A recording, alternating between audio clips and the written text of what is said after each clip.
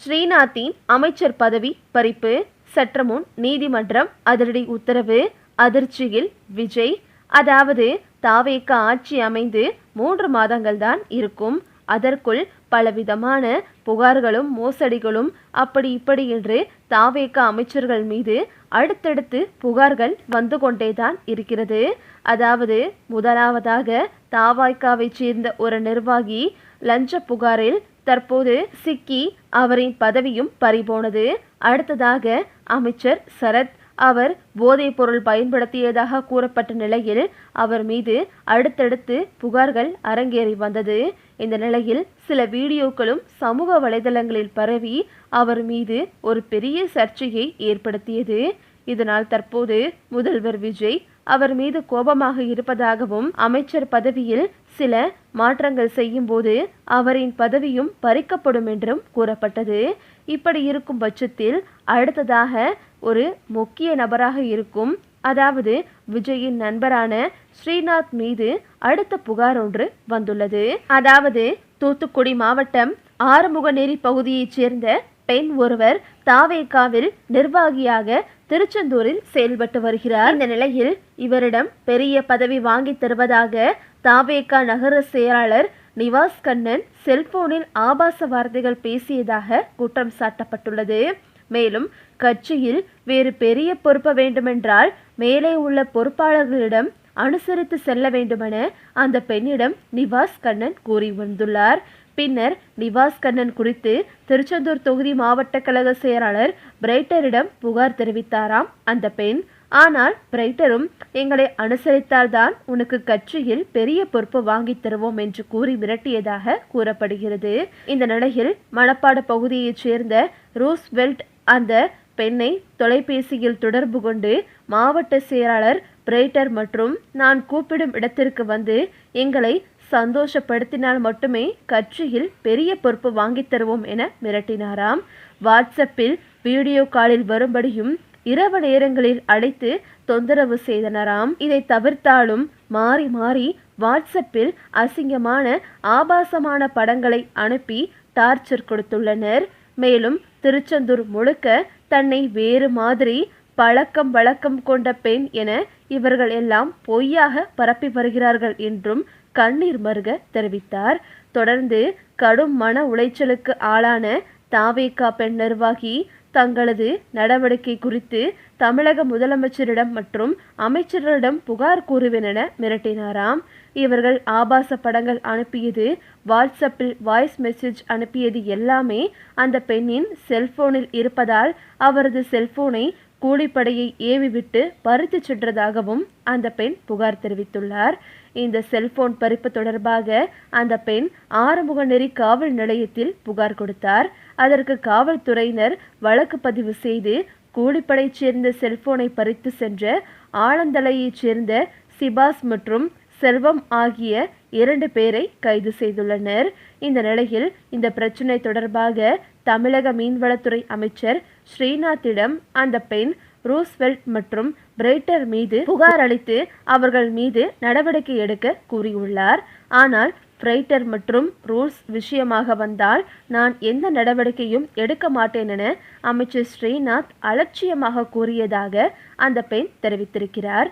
மேலும் தங்களை பற்றி புகார் அளித்தால் இருக்குமிடம் தெரியாமல் செய்து விடுவோம் என அவர்கள் மிரட்டி வருவதாக புகார் எழுந்துள்ளது. இந்த நிலையில் தனக்கு தொடர்ந்து கொலை மிரட்டல் விடுக்கிறார்கள், உயிருக்கு பாதுகாப்பு இல்லாத நிலை ஏற்பட்டுள்ளது. மேலும் தன்னுடைய செல்போனை பறித்து சென்றதை தொடர்ந்து உடனடியாக மீட்டு தர வேண்டுமென கோரிக்கைகளை வலியுறுத்தி தூத்துக்குடி எஸ்பி அலுவலகத்தில் அந்த பெண் புகார் அளித்தார். தான் விஜய் ரசிகையாக இருந்து தமிழக வெற்றி கழகம் என கட்சியாகி உள்ள நிலையிலும் பணியாற்றி வருகிறாராம். கடந்த சில ஆண்டுகளுக்கு முன் கணவரை இழந்துள்ள நிலையில் அந்த பெண்ணிற்கு தாவேகா நிர்வாகிகள் பாலியல் தொல்லை கொடுக்கும் சம்பவம் பெரும் அதிர்ச்சியை ஏற்படுத்தி உள்ளது. தமிழக வெற்றி கழக ஆட்சியில் பெண்களுக்கு பாதுகாப்பு உள்ளது, ஆனால் இது போன்ற சில தமிழக வெற்றி கழக நிர்வாகிகள் தான் கட்சிக்கு அவப்பெயர் ஏற்படுவதாகவும் உரிய நடவடிக்கை எடுக்க வேண்டுமென அந்த பெண் தெரிவித்துள்ளார். அண்மை காலமாக தாவேகா நிர்வாகிகள் மீது பாலியல் புகார்களும் போதைப்பொருள் பயன்படுத்திய புகார்களும் வந்த வண்ணம் இருக்கும் நிலையில் தற்போது இந்த புகார் பெரும் சர்ச்சையை ஏற்படுத்தியுள்ளது. இந்த நிலையில் அந்த பெண்ணிற்கு டார்ச்சர் கொடுத்தவர்கள் ஸ்ரீநாத்தின் வலதுகரம்தான். இதனால் ஸ்ரீநாத்தின் வலதுகரம் என்ற அடிப்படையில் ஸ்ரீநாத்திற்கு அடுத்த அழுத்தம் சென்றுள்ளது. அங்கு சிங்கப்பெண் படை அப்படி இப்படியெல்லாம் வெளியில் கூறிவிட்டு கட்சிக்குள்ளேயே இப்படி கேவலமான நபர்களை வைத்துக்கொண்டு ஏன் இந்த பிழைப்பு பிழைக்க வேண்டும் என்று பலரும் தாவேகாவினரை வசைபாடி வருகின்றனர். இந்த நிலையில் விஜய் அப்படி இப்படியெல்லாம் பேசுகிறார்.